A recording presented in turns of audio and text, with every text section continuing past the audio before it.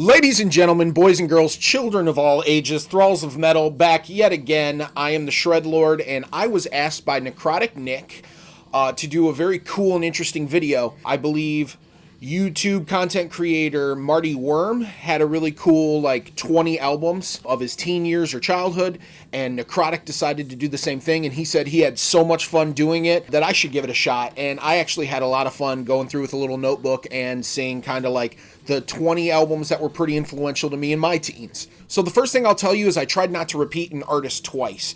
When I was going through a lot of the artists that I was listening to in my teen years and still listen to today, I tried to think of one album that was kind of representative and that either really drew me in or had a really strong hold on me and a really special connection with the album. So let's dive right into this. Now, back in the day, a long time ago, radio used to be cool.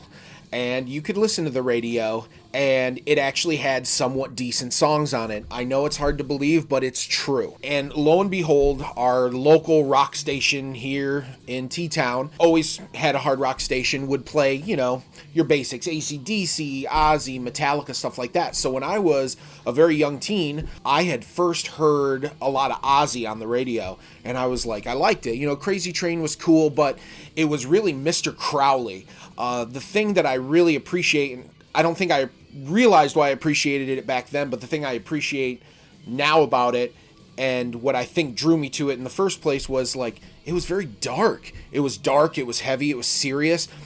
And there was this little guy about yay tall named Randy Rhoads who played lead guitar on it.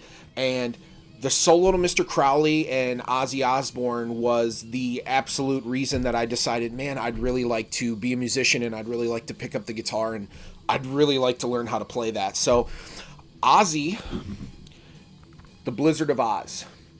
My dad was very cool and very supportive. Both my parents were very supportive. And when I was 12, 13 years old, I told my dad I wanted to go grab a couple CDs at the mall from the music store. And he allowed me to pick 2 CDs. The other one was non-metal related. So I'll tell you anyway. I don't really give a shit. Tears for Fears Greatest Hits. We all have our guilty pleasures. It is what it is. I love them. I still kind of do. They're definitely a guilty pleasure and a good listen. But the other was Blizzard of Oz because I had heard Mr. Crowley on the radio and, of course, Crazy Train and all that. And the 2 solos on there, I just had to get that album. It's something drew me to it and I asked for it. And I listened to it non-stop. Everything about this album was really cool. It was something I never heard before. It was very heavy to me. It was, not like most of the stuff that my parents would ever play me and stuff like that. My dad's cool and everything, but he's more of the classic rock and some of even the softer rock stuff like REO and Journey and that kind of stuff. And while I enjoyed that stuff, this felt more up my alley. So Randy Rhoads and Ozzy continued to be an inspiration for a long time. Thanks to that radio station, we heard other great hits such as, this little band called Metallica. I used to really be about them until they cut their hair, pronounced metal is dead, and came out with the Black Album. But I digress. Let's talk about a masterpiece of theirs. Master of Puppets. I think we all can kind of relate to the fact that we had people growing up in our lives that influenced us and introduced us to music. So there'll be some people that I talk about along the way. And one of the people was one of my neighbors. So one of my best friends when I was a younger kid, his name was Robert. And he had an older brother named Paul. And while Robert and I were best friends, I still got along with Paul really well and thought Paul was a cool guy. And he was into metal and stuff. He wore the black, everything was black and chains. And I thought he was really cool. And we kind of had this common bond of music. I told him, I liked, Ozzy and stuff like that. So he started introducing me to a little bit more. And so one of the bands, obviously Metallica. So through him in the radio, Master of Puppets. Heard Master of Puppets for the first time and thought, holy shit, it doesn't get any cooler and heavier than that. So automatically songs like Battery, Master, and of course my all-time favorite, Welcome Home Sanitarium. I think that is a Metallica masterpiece that doesn't get enough love. And there is some killer live versions on the Cliff 'Em All DVD, I believe, where they play it live. And it's god-awful and gorgeous. Metallica back in the day when they gave a shit was very influential and very good despite all the bullshit that they decided to do on the back half of their career. Although it seems like they've all made peace with the fact that they were douchebags back then and they seem pretty cool now. So good for you, Metallica. Next up, There's another band my friend Paul introduced me to. He was like, man, you got to check these guys out. So 13, 14-year-old me was like, what's Slayer? What's great about metal is there's so many ways to play it, right? Like, sure, Ozzy's metal, but it doesn't sound the same as Slayer, or it doesn't necessarily sound the same as Metallica. Writing styles, things like that. So they had a little bit more of like a wild edge to them, and songs like Seasons in the Abyss and stuff really like, wow, this is cool. It was very melodic, but it was very heavy. It had everything I liked. And as a guitar player, I was like, man, you know what? Those riffs are awesome. The creepy clean in the beginning of Seasons is amazing. What more can you say about Slayer other than it was Slayer? So once again, I'm glad that I was able to get into them at an early age, so that way I had many years to grow with them. Next, one of my favorite bands of all time. Once I started getting into Metallica and other stuff like that, you start doing your own research. I was very big into, I doubt it's even around anymore, Guitar One magazine and Guitar Player magazine, stuff like that. So, you do your own research and stuff. And of course, I had heard like Symphony of Destruction and stuff on the radio, and always enjoyed it and thought that lead guitar player was really cool. And then when I finally started to dig into Megadeth on my own, I of course discovered upon Rust in Peace. And I would say to this day that this album is one of my favorites of all time for many reasons. I think Dave Mustaine is easily one of the greatest metal songwriters in the genre, period. He's been putting out quality shit for a long time. And to me, this was the classic lineup of Megadeth and Marty Friedman. I've said it multiple times. I'm a gigantic Marty Friedman fan. He has a voice and a style that is all his own. And while it's his own, I don't think anybody, including Chris Poland, I don't think anybody was more appropriate for that job than Marty, because he had the melody, he had the technique, and he had the creativity. He doesn't play your standard kind of leads. He gets very melodic and very quirky, which makes to some very awesome, unique metal music. So for every banger on this, from Holy Wars to Tornado of Souls to Lucretia, everything, to me, this is just flawless. The only maybe one I'm not too crazy about would be like a Dawn Patrol or something. But the rest of this album is just flawless and still continues to be very influential to me, and a listen that I listen all the time. Moving on. As you can see, we're progressing. What was the next generation after Megadeth and Metallica and all that? Oh, it was the generation of some guys that were kind of kicking ass on the scene when I was growing up, so they were the more current guys. Pantera. Especially as a teenager, I wanted to hear who the best guitar players were. I was always trying to find new bands through whether I liked the guitar riffs and the guitar solos or not. Of course, I heard Cowboys from Hell, and Dimebag Darrell instantly became a huge hero to me, a huge influence to me, and Pantera's music was also really influential and really important to me during my teen years as well. If you are my age, which I'm not too terribly old, I was born in the late 80s, during the 90s and stuff, like, there weren't many guys in the more mainstream light that were kind of carrying the torch for metal. And not only was Pantera like carrying the torch, but it was burning bright as fuck. Everybody, even a lot of people who weren't into metal, knew who Pantera were. So I was really proud of that fact. It was like, hey, one of my favorite bands, like, even if it's not something that grandma would listen to, my grandma's pretty cool. She knew who Pantera was, and other people like that, obviously not just my grandma. But everything about Pantera was excellent. They created a whole genre to me in groove metal, or one of the pioneers of that style. Every single member of that band was pretty influential. Phil is a very influential singer on a lot of people that came after him. Dimebag, no need to say anything. Vinnie Paul, man. To me, Vinnie Paul's drumming doesn't get a lot of love. He was never, ever really super flashy, but that was Daryl's job, I really think that Vinnie Paul is easily one of the best pocket drummers in metal, without question.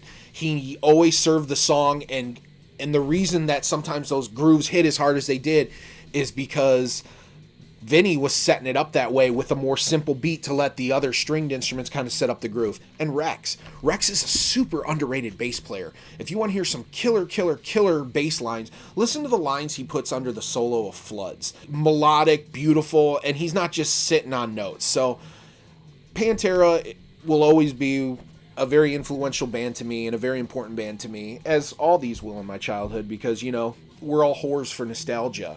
So I self-admittedly am somebody who has trouble with accepting new things. So I tend to cling tight to the nostalgia, and because of that reason, I'll always cling tight to Pantera, brother and sister. All right. Getting into more metal, but it was a little bit more heavier than what I thought was extreme at the time. I did that. I wanted to hear some of the older stuff as well, right? Black Sabbath. Of course, the very first Black Sabbath album that I ever heard was Paranoid. My buddy Jake actually had it on record that he had got it like a flea market or something like that. And we always liked rock music. Like, even when we'd hang out as kids, you know, his dad was always into classic rock and stuff like that. So, and like I said, my parents were into classic rock, stuff like that. So we grew up in that kind of a household. And I, of course, had always heard like Iron Man and, Paranoid and stuff like that. And while I appreciated those songs, I didn't really realize how special Black Sabbath was until I started checking out everything I could in their catalog as a teen. And the one album that came out in the 90s hit me the heaviest at the time. And I think that is because I was looking for something that was more current sound-wise, but still had all the excellent feel of like riffs and solos and stuff like that. So when I heard Dehumanizer, I thought it was great because it had a more modern sound, more modern production than stuff recorded in the 60s, 70s, or 80s. And it was super heavy and melodic. Like Time Machine is a fucking banger. The song I has one of my favorite Tony Iommi, these little wah leads, and the solo itself is incredible. Computer God, like Dio sings his fucking ass off. Tony plays his ass off. Everybody on this album plays their ass off. And I find it incredibly strange that more people don't reference this album because of how fucking heavy, dark it is, and how great of a performance everybody gives. So while Black Sabbath to this day is one of my favorite bands of all time, this album back in my teen years really stood out to me and really drew me in to dive into the rest. All right. Once again, referring to the fact that we all have friends or Sherpas along the way that guide us. I was very fortunate enough to have a friend, and I'm still friends with him this day. He is actually a very talented drummer named Jason. And he actually is in a very talented melodic death metal band called Osbourne that actually just got signed to Prosthetic Records. So if you haven't checked those guys out yet, you totally should. If you're a fan of melodic death metal, they will not disappoint you. And Jason and I grew up together. He was a senior when I was a freshman, but he was always really cool to me. And they kind of like him and some of the other guys in his group kind of like took me under their wing, and I jammed with them for a little bit and stuff like that. And Jason opened my eyes to a lot of cool stuff. One of the most important things I think that Jason introduced me to would be At the Gates. So he was like, hey man, you like melodic guitars, you like shredding, stuff like that. Like, there's no reason you should not like At the Gates. They'll be right up your alley. And I heard Slaughter of the Soul, and this was cool. This was nothing I had ever heard on the radio. It was, once again, it was a whole new flavor of the same food that I liked, but it was a different flavor of it. And immediately I fell in love with this kind of Swedish, melodic death metal vibe. The guitars, nothing sounded really much. Dimebag Darrell has a very crunchy, in-your-face tone, but this was even different to me still, man. And it kind of opened my eyes to a whole new world of metal that was out there that I didn't even know existed, A lot of times you feel like, or at least looking back, I feel like, I was kind of boxed in, I was only going out here. And then when I discovered At the Gates, it opened my eyes to a whole new world of metal and different genres and stuff like that, and some more melodic death metal, which I'm going to be talking about next, that really influenced me as my teens. So through Slaughter of the Soul, I decided that I wanted to check out more music like this and different music and stuff like that. So I did some research, reading guitar magazines, blah, blah, blah, blah, blah, and discovered two bands. First, I discovered Arch Enemy. I went out and bought Doomsday Machine. At the same time, I think I bought a Nevermore album as well with it. And I remember just hearing Enter the Machine, which is an instrumental track to open up the album. And it was fucking epic. It had this beautiful guitar melody, and it was heavy. And from the moment I heard that intro, Enter the Machine, into Taking Back My Soul, I immediately loved it. I pretty much adore this album. To me, it wasn't too many albums later that Arch Enemy kind of lost their way as far as what I get into. But because of this album, I was able to go back and look at like Dead Eye, See No Future, and Wages of Sin and stuff like that. And that is some killer fucking melodic death metal. For those of you who are only familiar with Arch Enemy now, where they just like making these like happy, upbeat, triumphant anthems, even though they have Michael Amott and Jeff Loomis in the fucking band, makes no sense to me. But they used to be a fucking amazing melodic death metal band back in the day. And I think this album, although it was probably their most commercially, or one of their most commercially successful, polished and produced albums, I think it's still an amazing album and a really good representation of who Arch Enemy is. Now, because of my enduring love for Arch Enemy during my teens, I also discovered that Michael Amott played in a little band called Carcass. So I said, okay, I want to check this out. And so I stumbled upon the album Heartwork.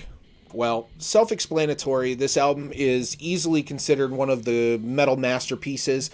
And basically, it was almost like a less commercial version of Arch Enemy at times. Once again, Doomsday Machine isn't commercial by any means, but you can tell that it was geared more towards being more accessible, right? So this was just more like fucking in your face, raw, heavy, and melodic as balls. And also it turned me on to another one of my favorite guitar players that I love to this day, Bill Steer. Once again, stupid underrated. Unless you're a fan of Carcass, most people have no idea how fucking insanely talented Bill Steer is, and how insanely talented Carcass is. I don't believe they get enough credit and love outside of the metal community, and to me, this guy should have been way bigger than they were. Next up, Nevermore.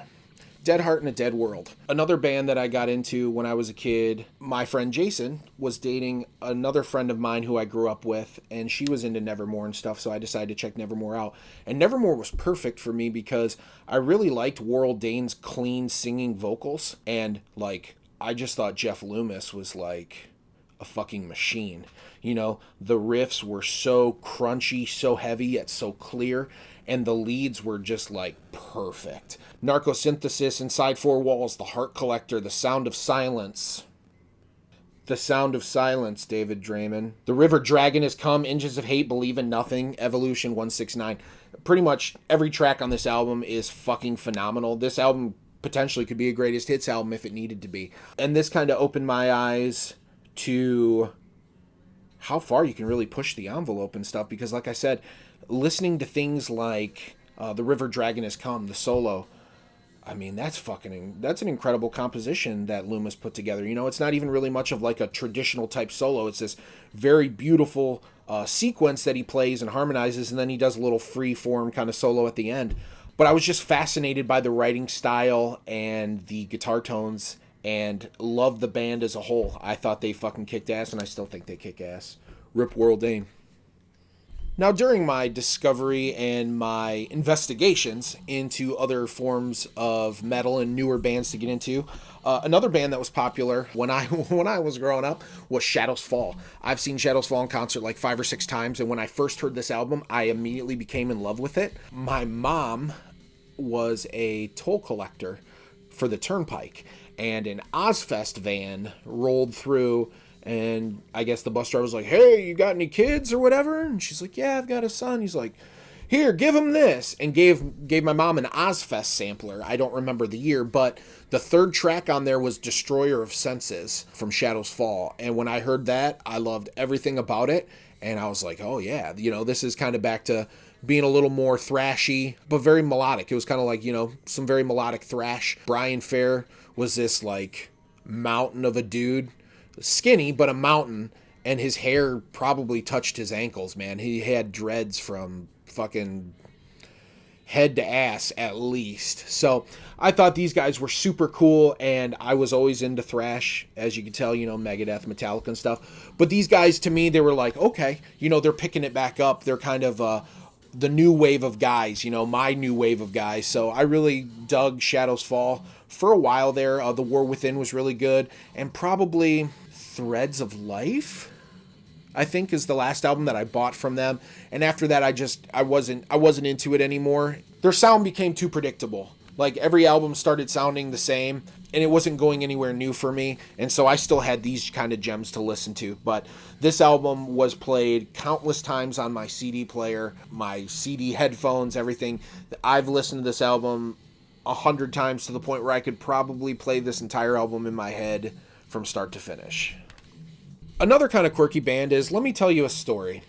Long ago, In Flames used to be a good band, the end. And what I mean by that is, when I was also getting into other things such as like At the Gates and Carcass and stuff like that, I got into In Flames. When I was in high school, I believed Colony?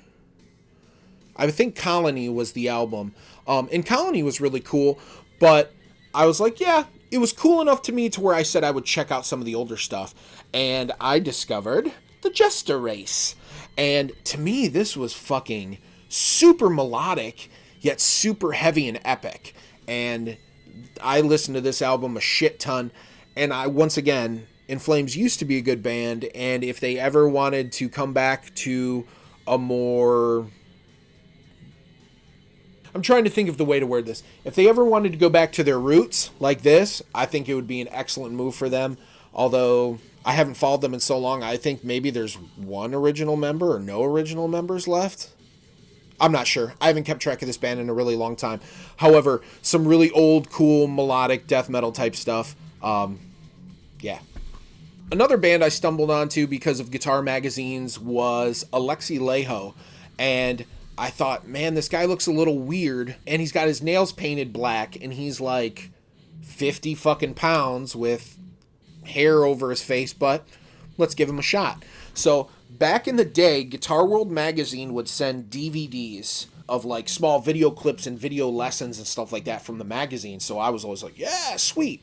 Well, when Hate Crew Deathroll came out by Children of Bodom, Alexi actually did like a video lesson on how to play the opening riff of Needled 24/7. So by watching that, I was like, oh, that's pretty cool. You know, he was playing a Jackson, I want to say. I think he was playing a Jackson V or something. I was like, okay, this guy's cool. You know, I can tell he's like a Randy Rhoads dude and stuff. So I'll check out the album. And I fucking love this album.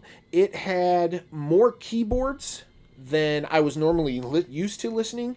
But one cool thing is I'm a big guitar fan, like I've said countless times. So one of my favorite guitar players, Yngwie Malmsteen, had a keyboard named Jens Johansson.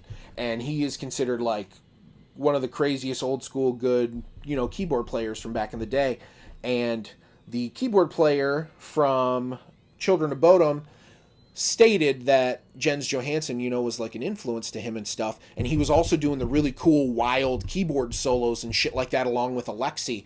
And so I think it was that reason why I was kind of more forgiving with the keyboards, because generally I'm not a big fan of the keyboards, especially when you're trying to be super, super heavy and you have some like cheesy kind of synth patch on. To me, it can ruin the moment, but I thought the keyboards on here were very appropriate, and songs like Angels Don't Kill and Hate Crew Deathroll, 6 Pounder, Needled 24/7, and Triple Corpse Hammer Blow. That's probably the gem on this whole album. But I didn't get into too much Children of Bodom after this. I think the next album after this was Are You Dead Yet? And I got it, but it seemed a little more commercial to me. I preferred the sound of this over the next one. So after that, I kind of tuned out, and I've been listening here and there so far. But this album was pretty big to me back in the day, and I did listen to it a lot, and yeah, really loved it.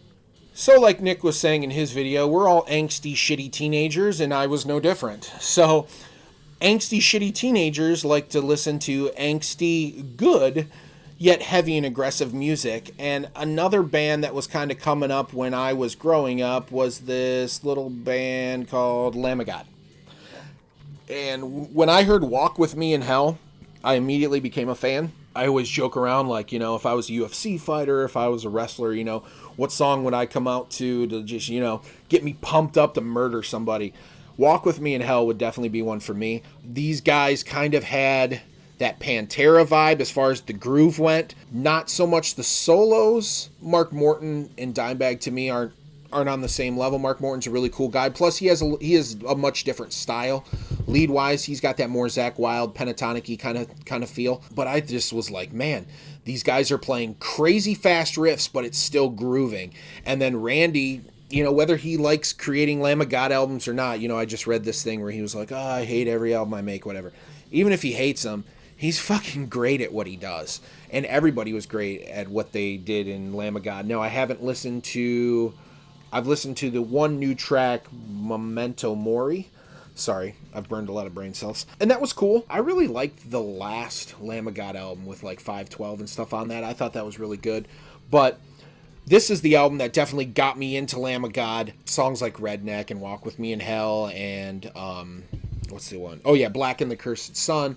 Stuff like that. Like, they were doing it in a way nobody else was doing it. And they were also getting a lot of access, you know. Once again, not a lot of people were into metal who still knew who Lamb of God was. So I thought that was really cool. They were super heavy and they were getting shit done. And once again, it was kind of one of those things where I felt like, yeah, this is my generation. You know, this is one of my heavy metal bands. So speaking of being a shitty and angsty teen, you can also be a shitty and sad teen.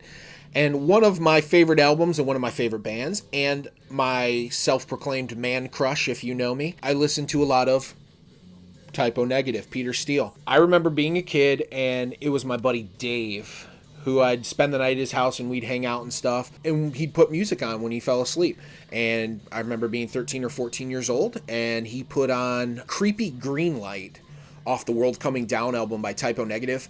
And I remember just falling in love with that song, like, wow, this is really cool. It had groove, it was dark, and something about Peter and something about that music grabbed me and still grabs me to this day. I don't know what it is about those dudes from Brooklyn. But because I loved Creepy Green Light so much, I decided to go out and try to find as much Typo as I could. And when it was all said and done, this is the album that I can listen to 1,000 times. It's one of my favorite albums of all time. I think the song In Praise of Bacchus is a fucking masterpiece by Typo Negative, and not a lot of people know what it is. Green Man is kind of more like a the Green Man, you know, kind of upbeat, more, it's almost Beatles in a way, honestly. But Be My Druidess has some of the best lines ever. I'll do anything to make you come. Peter was a dedicated man. He would do anything. You know, Cinnamon Girl, of course, which was a cover. My Girlfriend's Girlfriend, which was awesome. I remember seeing that video for the first time, and he talks about balls jangling. Red Water, Christmas Morning, a song about everybody dying and having less people at Christmas all the time. I don't know. To a shitty teen that was always in his feels and always like, meh, this album spoke to me, and they all speak to me, but this is the one that I can go back and like, Desert Island, one Typo Negative album I have to take. This is it. Getting into Ozzy and being a gigantic Ozzy fan for my entire life, you know, and also being a guitar player, I wanted to know every guitar player that Ozzy had ever worked with, and I stumbled upon this little guy named Zakk Wylde, who is one of my biggest heroes. He's funny as fuck. If you've never been to Zakk Wylde's Facebook page and seen his videos and stuff he does, Zakk Wylde is funny as fuck. He's super humble, super cool dude, and I think sometimes people knock him because he does what he does and he sticks to it, right? Like, when you hear Zakk Wylde, you know it's Zakk Wylde. When Zakk Wylde writes an album, you know it's a Zakk Wylde album. He has a niche, he has a songwriting style, and he sticks to it. Some people get tired of that. I'm not one of those people. I dig it because I feel like his sound is rooted in maybe a more bluesier kind of Black Sabbath vibe, because, you know, Tony, one of his favorite guitar players, Sabbath, one of his favorite bands, and he decided, you know, after playing with Ozzy, to form his own band called the Black Label Society. And I remember being a kid, and once again, you know, my parents were, once again, really super supportive of the music that I loved. They were never like, you can't listen to this shit, and you can't listen to that shit, or whatever. So I remember asking my mom for albums and my dad for albums throughout the years. And the first album I picked up was The Blessed Hell Ride, but that was like, oh man, that's really cool. But it wasn't as heavy as I thought it would be. It was definitely heavy, but then I went back and listened to 1919 Eternal, like a month later or something like that. And tracks like Life, Birth, Blood, Doom, Bleed For Me. Bleed For Me is still one of my favorites of all time from him, man. That is just a fucking killer track. It's pure aggression, pure hate, just fucking riffs, dude. Just fucking chugging riffs. Zakk really showcased a lot of his songwriting styles, and once again, being a Zakk Wylde fan myself, he's got tremendous albums, and that led me to want to kind of get into everything Zakk did and stumble upon, like, easily the best album he ever wrote, Book of Shadows. It's not super heavy metal, definitely not, but if you're looking for a nice, chill, awesome listen, like, that's it, man. Book of Shadows is an incredibly well-written, well-produced, kick-ass album. To me, it's a perfect album. But going back to 1919 Eternal, I really gelled with how heavy everything was, and Zakk Wylde being one of my guitar heroes who was not afraid to fucking shred all over that album. So not only was it heavy, but it was just filled with juicy fucking shred that I adored. Coming up to the last couple albums, I tried to keep them organized in a way that made sense, but I'm not always the most organized person. So, with that being said, when I was also younger, 14 or 15, I came in contact with two guys who would end up being some of my best friends to this day, and then a third guy when he joined our band. These two, Vince and Ray, they were cousins. We've been best friends ever since. We've been in a band ever since.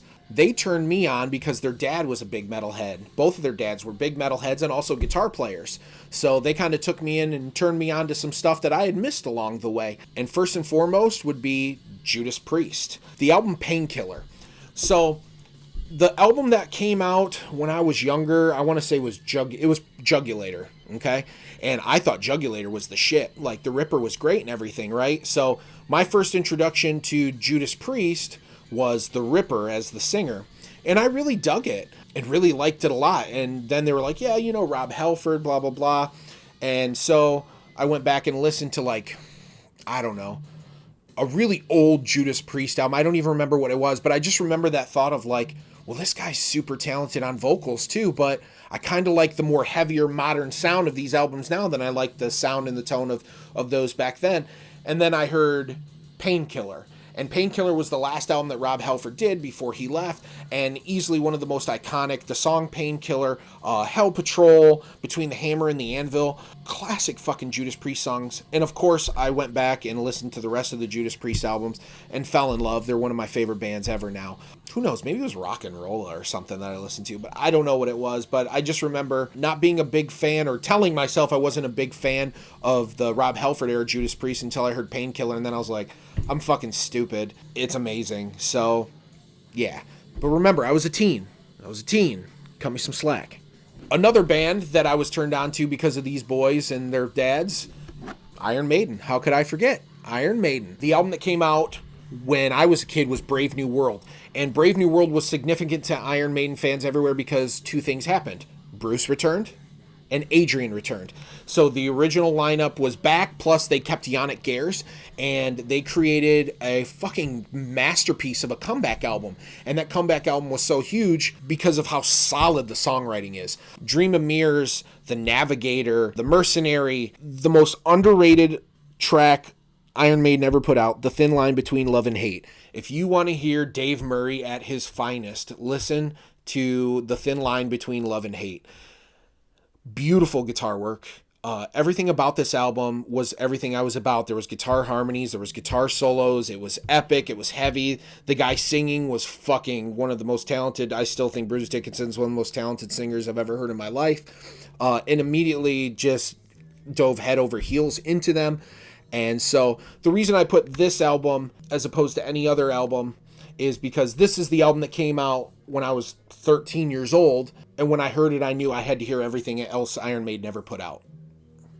As a young guitar player searching to push himself to the limits, you want to find out who's the best. We have this inherent need inside of us to know, you know, who are the best guys doing this, who are the best guys. We like to categorize, blah, blah, blah. Well, one of the best guitar players ever to live, in my opinion, was producing albums in the 90s, and I saw an MTV video, I believe. It was for Pull Me Under. Bam.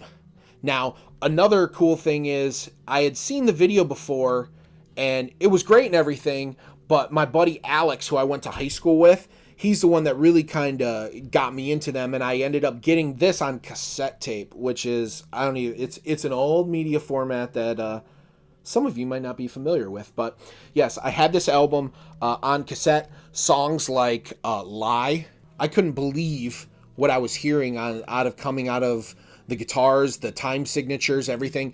Dream Theater, after this listen and album, has been and always will be one of my favorite bands. Their musicianship, their virtuosity, their execution, and their songwriting is something that is incredibly unique. And hearing this as a kid, I knew that they were something special right from the get-go.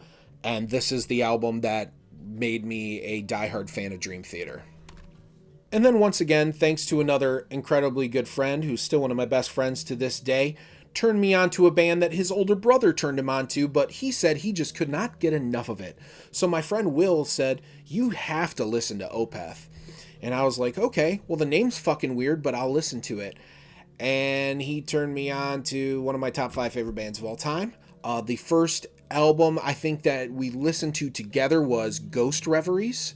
I think that was the one that was out or just came out when I was in my teens. And I remember going, holy shit, like these guys are fucking sweet. They can do anything. They can do these really heavy parts. They can do these epic clean parts. They can do these really, like there was nothing that Opeth couldn't do, and none of it seemed cheesy to me. Sometimes you listen to music and you get, yeah, it's good, or, but it doesn't, I don't know. I don't know how to describe that feeling, but it's almost like, it's a little hokey. It's a little cheesy. No matter what Opeth did, they never gave me that hokey and cheesy vibe. They just always came across as these serious fucking masterful musicians and who could compose fucking things that I had never heard any other band like that compose songs like that before. So it was super interesting to me, and I decided to obviously listen to everything Blackwater Park, blah, blah, blah. My Arms, Your Hearse ended up becoming the album, probably the most played Opeth album for me. It has everything I'd want to hear out of Opeth. This still has Peter Lindgren on guitar, who, while Peter is nowhere near as technically talented as Frederick, he still brought a really cool mojo to the band, and his solo in the song When is fucking beautiful, and it's perfect for that song.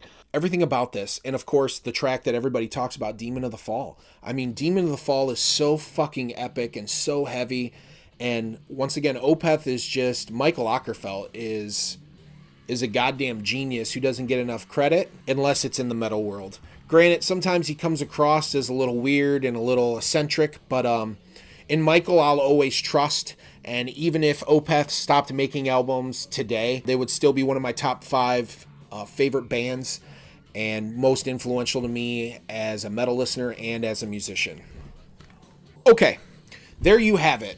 So my teen years were pretty hazy because I was a wild teenager, but I did my best to recollect reasons, feelings, beliefs, everything that made these albums important to me in my teens. And I'm kind of interested to see other people kind of respond to this, like Jam and John, or Nick was talking about maybe doing one of the 20s, albums of the 20s. And of course, there's more than 20 albums that I adored during my teen years, but I tried to pick the ones that had the most influence on me as a metal listener and as a musician as well. So I hope you guys like my list. I'm interested to see your guys' lists in the comments below. And if you like what you saw, please hit the like and subscribe button. We're going to be doing cool shit like this all the time. Stay inside, stay safe, and we'll catch you later.